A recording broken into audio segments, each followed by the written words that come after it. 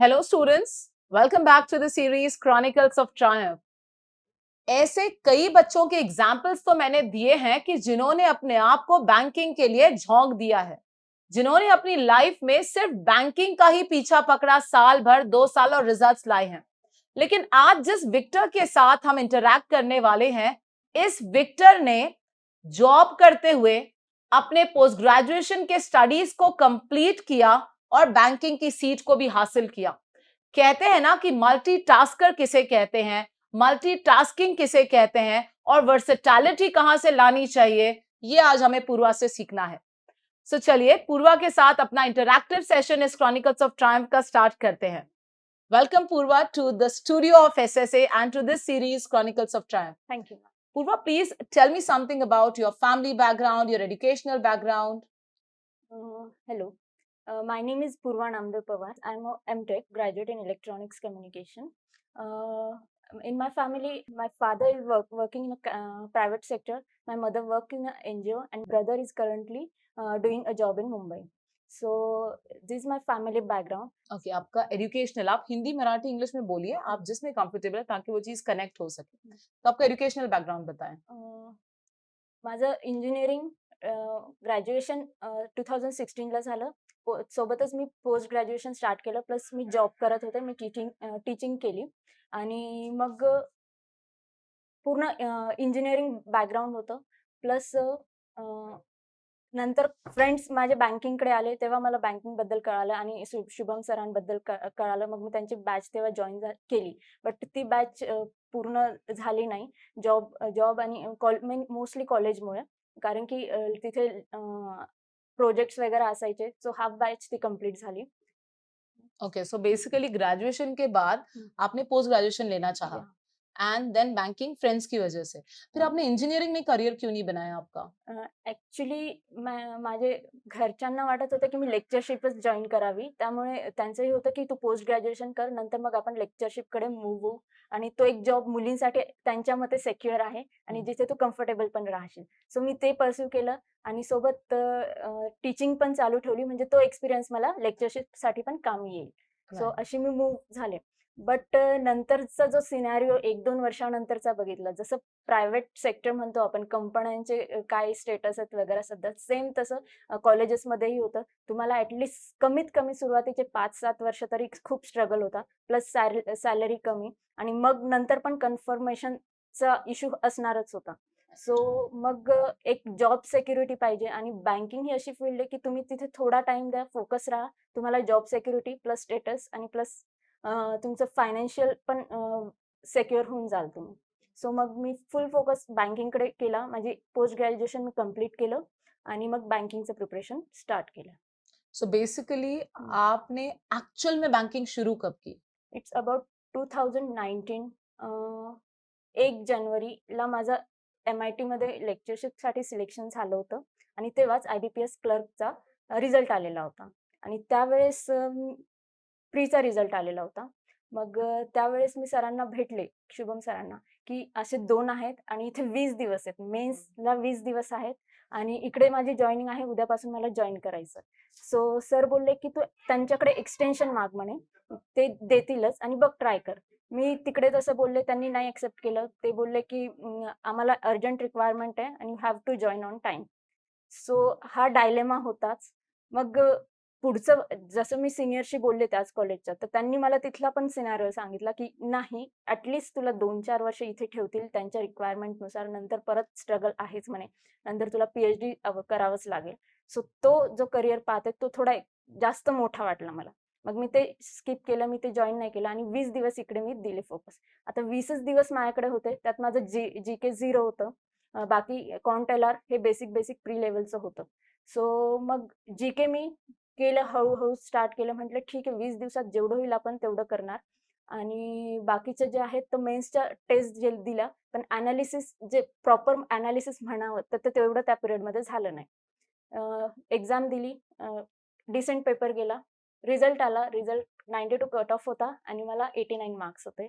So 89 point something. So it just missed by 2 point something. So it was very close, it was close, very close. Very too close. यानी 20 दिन की तैयारी में 92 के cut off को आपने 89 तक खींच लिया था। खींच लिया। और ओके मुझे वो क्वेश्चंस भी याद आ रहे थे कि जीके में मैंने एटलीस्ट ये 2 क्वेश्चंस नहीं लगाए होते तो मेरा आज रिजल्ट होता। ओके, सो यू हाँ। Have still that in mind कि अगर 2 क्वेश्चंस कम अटेम्प्ट करती तो हाँ, आज मैं बैंक में बैठी होती बैठी पहले से ही यानी। पहले से। Okay, so this was the journey till IBPS clerk mains. Mains, yes. ये 2020 19 2019 आईबीपीएस क्लर्क मेंस मेंस, की बात है। यस। उसके बाद फिर आगे क्या किया आपने? फिर आगे ठीक है, अब मैंने मास्टर्स हो गया था, मेरी डिग्री आ गई थी, अब मैंने फुल फोकस बैंकिंग पे दिया। उस साल इतनी वैकेंसीज आई, एलआईसी डबल एओ आया, LIC assistant, LIC ADO, SBI PO, SBI clerk, सारे मेरे प्री निकले, सारे मेंस निकले। एलआईसी एओ में मेंस नहीं निकला था। और जो ईएसआईसी था उसकी तीनों स्टेज मैंने क्रैक करे थे। क्लर्क के जो थे वो सेम 2-2 3-3 मार्क्स से रह गए। मेंस पीओ के जो मेंस थे उसमें मैंने एसबीआई पीओ का भी कुछ सॉर्ट ऑफ डिस्टेंस से सारे पेपर मेरे वैसे ही गए, मतलब फाइनल रिजल्ट 2019 में कुछ भी नहीं आया। और आईबीपीएस पीओ प्री क्लियर किया, मेंस क्लियर किया, इंटरव्यू में भी गई, वो भी फाइनल रिजल्ट नहीं आया हाथ में। So 2019 was a most struggling year for me कि उस ईयर में श्योर थी कि एटलीस्ट एक रिजल्ट मेरे हाथ में होगा, कहीं ना कहीं तो मुझे मैं ज्वाइन हो जाऊंगी। बट जो बोलते हैं डेस्टिनी में कुछ अलग होता है। बेटर होता है। तो वो साल बहुत ही ज्यादा गंदा था, मतलब कुछ तुम्हारे हाथ में नहीं, घर से अलग प्रेशर चल रहा है और यू आर जॉबलेस। सो वो जो फीलिंग होती है तो वो पूरी उस साल रही। नेक्स्ट 2020 आया, फिर उसमें कोरोना, उसमें तो वैकेंसीज ही नहीं आई, और आई भी तो इतना ज्यादा, मतलब फ्लक्चुएशन था कि पेपर होगा कि भी नहीं, ये था। Right right. तो फिर 2020 का जो पीरियड था तो अब घर में ही थे, करना था। सर ने जो सेशन स्टार्ट किए थे ऑनलाइन वो मैंने फॉलो किए, जितना हो सके उतना किया। एंड इस बार ऐसा ऐसी स्ट्रैटेजी बनाई कि ठीक है जो हो सके वो देखा जाएगा, क्योंकि 2019 के सारे रिजल्ट्स मैंने सर को दिखाए थे। सर ने ये बोला की तू फक्त थोड्या मार्क्सनी डिफरन्स आहे, जसं 10वीला म्हणे आपण 90% तर कोणालाही, म्हणजे 90% इझिली पोहोचू शकतो, बट 90च्या वर जायचं, 92-93 घ्यायचे तर ती एक थोडी स्ट्रगल करावी लागते, आणि ती स्ट्रगल तुझी सध्या चालू आहे म्हणे, तुला फक्त थोडासा पुश पाहिजे आणि तू तुझं अनालिसिस कर. तू ग्रोथ म्हणजे सगळ्याच पेपरची स्टेज तुझी सेम आहे, तू ऑनलाईन मॉक्स देतीये त्याचं अनालिसिस व्यवस्थित कर, और इन केस तू कोणत्या क्राऊड सोबत आहे ते एकदा बघ, मग तिथे तुझी ग्रोथ होते की नाही, नसेल होत तर जो ग्रुप सोबत तू स्टडी करते तो सोडून दे म्हणे, तू तुझा सेपरेटली स्टार्ट कर, असं जेन्युइन सजेशन सरांनी मला दिलं. आणि मी ते थोडं अनालिसिस केलं आणि मला वाटलं ठीक आहे यार, आपलं जर ग्रुपमध्ये नाहीच होत आहे तर आपण आपलं सेल्फ स्टडी स्टार्ट करू आणि बघू काय रिझल्ट येतोय तर. सो तशी मी पुढे 2020 पूर्ण मी सेल्फ प्रिपेअर केलं, कोणाच्याही कॉन्टॅक्टमध्ये नव्हते.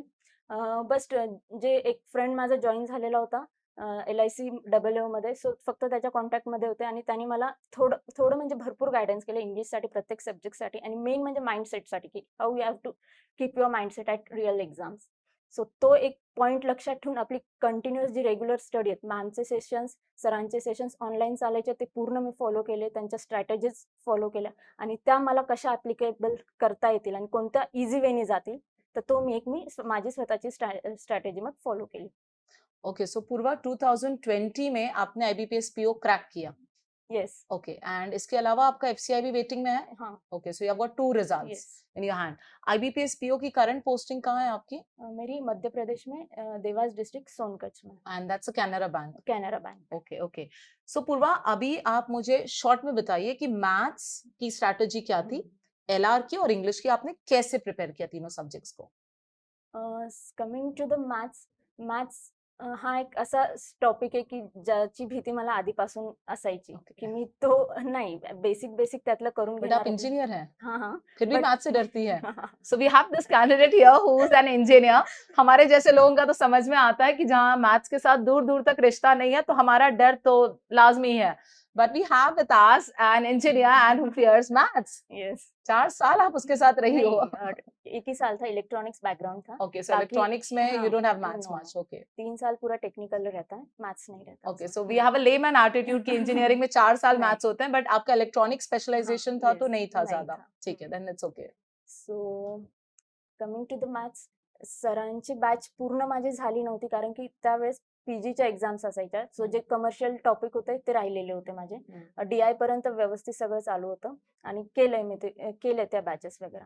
आणि मग नंतर सरांना भेटले. सो सर बोलले, जे जे टॉपिक तुला करायचे ते बॅच कर म्हणे, ते ते तू लेक्चर अटेंड कर. सो असे टाइम अँड वर्क और मिक्सचर ॲलिगेशन, हे मी जे बेसिक वाले टॉपिक्स आहेत तर ते मी अटेंड केले लेक्चर्स. आणि त्यानुसार मॅथ्सची माझी स्वतःची स्ट्रॅटेजी अशी बनवली. एक्झाम मध्ये जे मला येतंय ते मी सॉल्व्ह करणार आधी, लाईक बेसिक सिम्प्लिफिकेशन वगैरे राइट. प्रीसाठी. आणि मग जो टाइम उरला आणि माझ्या कन्सेप्ट लागतायत त्यात आणि मला क्वेश्चन कळतोय, सो मी त्या क्वेश्चनवर जाणार और नाहीतर स्किप करणार. और जरी टाइम उरलाय आणि मला नाही येते क्वेश्चन, तर मग मी नाही अटेम्प्ट करणार. Accuracy Was the main main point. Point for me Okay. कॉन्टसाठी, कारण की मी एक्स्ट्राचं काहीच लावणार नाही, कारण की त्यामुळे माझे रिझल्ट्स गेलेले होते आधीचे. सो ती That's स्ट्रॅटेजी very मग मी important. नंतर ती चुकी पुन्हा नाही करणार. नाही येते, टाइम जरी उरला तर मी अटेम्प्ट या ट्राई नहीं करती थी आप, फ्लुक यानी मारणार नाही. दिस इज वेरी वेरी इंपॉर्टेंट कि पूर्वा ने अपनी गलती से बहुत जल्दी सीखा और उसको अपने 2020 के पूरे ईयर में इंप्लीमेंट किया. पता था 2019 में अगर 2 गलत क्वेश्चन नहीं करती तो 2019 में ही बैंक में बैठ जाती थी पूर्वा. तो 2020 में टाइम होने के बाद भी उन्होंने ऐसे क्वेश्चंस को नहीं छेड़ा जिस पे उनको कमांड नहीं था. That's a very good point. और एलआर के लिए क्या करा आपने? LR में रिझनिंग मध्ये पझल्स हा थोडा स्ट्रॉंग पॉइंट होता, की पझल्स माझे लवकर बसून जायचे. बट तरी मी त्या फॉर्म मध्ये गेले नाही, की हा माझा खूप स्ट्रॉंग पॉइंट आहे आणि मी त्याला जास्त, मी आधी बेसिक वाले 5 जे आपले प्री मध्ये असतात, 5 मिनिटात बेसिक सगळं सिलॉ वगैरे इनइक्वालिटीज करून घ्यायचे. 10 मिनिटाच्या स्ट्रॅटेजीमध्ये मी पझल्स अप्लाय करणार, जेवढे पझल्स होत आहेत प्री मध्ये ते करणार. आणि शेवटचे जे 5 मिनिटं उरतात, मग त्यात जे मिसलिनियस बाकी उरलंय तेवढं मी अटेम्प्ट करणार. तर ही माझी प्रीची स्ट्रॅटेजी राहिली. मेन्ससाठी रिझनिंगमध्ये पूर्ण पेपर बघून घेणार आधी. जे क्वेश्चन्स येतात त्याला मार्क करणार. जे पझल्स आता इयरवाला मला थोडे इझी जायचे, तर तो मी मार्क करणार आणि सगळे आधी बघणार. जे बेसिक वाले आहेत, सिलॉ वगैरे असले पेपरमध्ये, ते सॉल्व्ह करून घ्यायचे. म्हणजे तुमचा एक थोडासा जो मार्क्स कम्फर्ट झोन आहे तो पूर्ण तिथे ॲप्लिकेबल करणार. मग येणार पझलवर. पझलवर हाफ टाइम मी देणार. जेवढे माझ्याकडून सॉल्व्ह झाले करणार ते. आणि परत मी 5 मिनिटं आणखीन ठेवणार. मी 2020 मध्ये क्रिटिकल रिझनिंगवर पण फोकस केला. त्यातले पूर्ण क्वेश्चन कधीच येत नव्हते. बट असर्शन वगैरे, की जिथे मला लँग्वेज कळते, आणि लँग्वेज पण जर नाही इंग्लिश कळली तर मी हिंदीवर स्विच व्हायचे. तिथे त्यांचा कन्सेप्ट समजून घ्यायचे हिंदी मधून, आणि मग तिथे अप्लाय करायचे ते. सो ही पूर्ण रिझनिंगची स्ट्रॅटेजी राहिली. आणि मोस्टली त्यात पण ॲक्युरसीच मी जास्त मेंटेन ठेवली होती. फ्लुक वगैरे मारले नाही. क्रिटिकल रिझनिंगमध्ये पण जे वाटतंय, कारण की त्यात पण ऑप्शन्स असे येतात, 5 ऑप्शन्सपैकी एक ऑप्शन एकदम वेगळा असतो, 4 त्याला थोडे कोरिलेटेड किंवा काही असतात. तर ते तुमच्या याच्याशी मॅच होतात. सो त्या थोडं इन्स्टिंक्टवर जाऊन मग मी क्रिटिकल रिझनिंगवर खेळले. What about English? What did you do for English? इंग्लिशसाठी मोस्टली मी रीडिंगवर फोकस केला. ग्रामर करणं आणि ते लक्षात ठेवणं प्लस व्होकॅब्युलरी हा खूप माझ्यासाठी मला हेक्टिक वाटायचं. ते मला इतकं असं वाटायचं की मला मग काहीच येत नाही. Okay. तर मग मी मेन फोकस रीडिंगवर ठेवला. सकाळी 1 तास, संध्याकाळी 1 तास अशी रीडिंग केली, किंवा जेव्हा बोर झालं मग बुक्स रीड करणार किंवा काही. आणि मेन 2020 मध्ये मी असं ठेवलं की मी मराठी वाचलंच नाही. काहीही रीड करणार, कुठेही रीड करणार, तर मग मला इंग्लिशच दिसले पाहिजे. इव्हन मी फेसबुक जरी स्क्रॉल केलं तर मला तिथे जीके दिसायला पाहिजे किंवा इंग्लिशचे काही क्वेश्चनच दिसायला पाहिजे, की मी म्हणजे त्या टाइममध्ये मग तेच क्वेश्चन सॉल्व्ह करणार. म्हणजे मला पूर्ण सगळीकडे बँकिंग दिसायला पाहिजे. Correct. So whatever your eyes were seeing, it was all with respect to banking only. Banking, yes. Right. बेटा जीके कैसे प्रिपेयर किया आपने? जीके ॲज अ इंजिनियर ते सगळ्यात वीक पॉइंट जर म्हणायला गेलं तर जीके होता. बेसिक पासून स्टार्ट करणं, एक तर तेवढं लक्षात ठेवणं 2-4 महिन्यांचं, ते थोडंसं टफ होतं माझ्यासाठी. खूप म्हणजे खूप जास्त. नाहीतर रिझल्ट आधीच आला असता. जीकेमुळे माझा फर्स्ट रिझल्ट गेला होता. तिथे 2 मी नसते मारले एक्स्ट्राचे, तर रिझल्ट होता. सो मग मी थेरॉटिकल स्वतःला ॲनालिसिस केलं, की माझ्याकडून काय होतंय, मी कुठे कम्फर्टेबल आहे आणि कोणती टेक्निक मला युजफुल आहे. सो मी पहिले थेरॉटिकल ज्या आपल्या PDF होत्या त्या रीड करायचे. बट तिथे टाईम पण जायचा आणि तेवढं आउटपुट त्याचं येत नव्हतं. सो मग मी पूर्णपणे शिफ्ट झाले व्हिडिओजवर. आशिष गौतम सरांचे व्हिडिओज मी फुल ऑन म्हणजे पूर्ण त्याच्यावरच डिपेंड होते. ते व्हिडिओज मी कमीत कमी 4-5 वेळेस बघितले, प्रत्येक व्हिडिओज आणि प्लस त्याचे क्वेश्चन सॉल्व्ह केले. रिव्हिजन ही अशी जी-केसाठी सगळ्यात मेन की जी म्हणाल तर ती रिव्हिजन आहे. तुम्ही ॲटलीस्ट 1च महिन्याचं करा, पण ॲटलीस्ट त्याला कमीत कमी मतलब म्हणजे 4 ते 5 रिव्हिजन द्या त्या मंथची. तर तुम्हाला त्या मंथचा एकही क्वेश्चन सुटायला नको अशी तुम्ही तुमची स्ट्रॅटेजी बनवा. म्हणजे जेवढं जी-केसाठी करताय, कमी केलं तरी चालेल, बट परफेक्ट करा, की त्यावर क्वेश्चन आला की तुमचा तो रॉन्ग व्हायला नको. आणि जो सोर्स तुम्हाला कम्फर्टेबल आहे. कारण की आजकाल खूप सोर्सेस आहेत.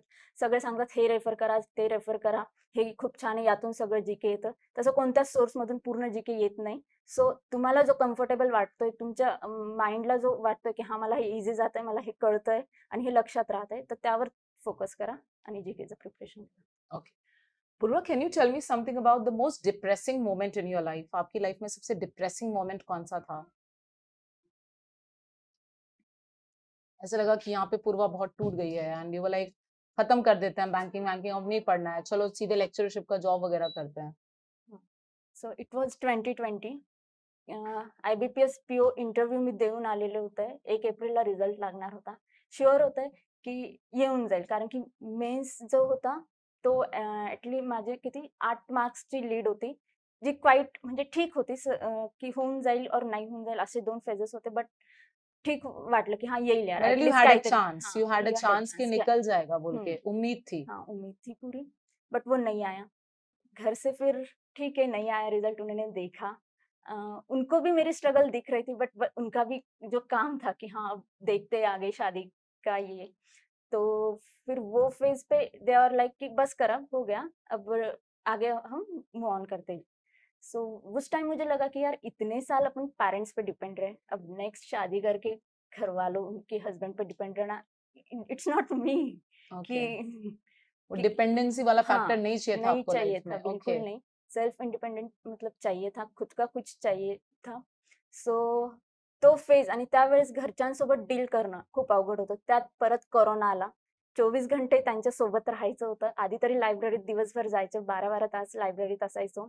सो कॉन्टॅक्ट कमी यायचा आणि बोलणं वगैरे नॉर्मल व्हायचं. बट कोरोना आल्यानंतरचा जो फेज आहे, त्यांच्याशी रोज डील करणं, प्रत्येक मोमेंटला त्यांचे डोळे क्वेश्चन विचारायचे, की आणखीन काय? आणखीन कधी येणार रिझल्ट काय?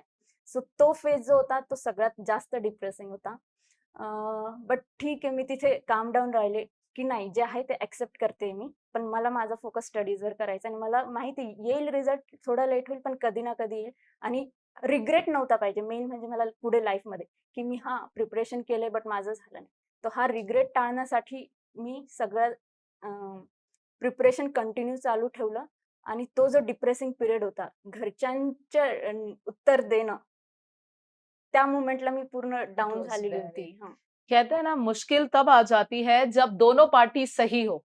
चलो एक गलत होता तो फिर झगड़ा या बहस का कोई मुद्दा होता, लेकिन जब पेरेंट्स अपनी जगह सही हैं कि भाई रिजल्ट्स नहीं आ रहे हैं, लड़की की शादी करवाना है, और आप अपने जगह सही हो कि मैंने बहुत स्ट्रगल किया है, मैं थोड़े डिस्टेंस पे हूं, अभी मुझे कवर कर लेने दीजिए, मुझे इसको हासिल करने दीजिए. So that's really a tough phase. So can you tell me the life changing moment of your life? ऐसा कौन सा एक मोमेंट था जिसने लाइफ को पूरा बदल के रख दिया? मेन थिंग जो आधी 2019चा फेज होता, तर त्यावेळेस मला वाटायचं यार मला कोणताही एकही रिझल्ट चालेल. क्लर्क असो, पी-ओ-ई असो, पी-ओ असला तर बेटर आहे. बट क्लर्क जरी असला तर I am okay with it.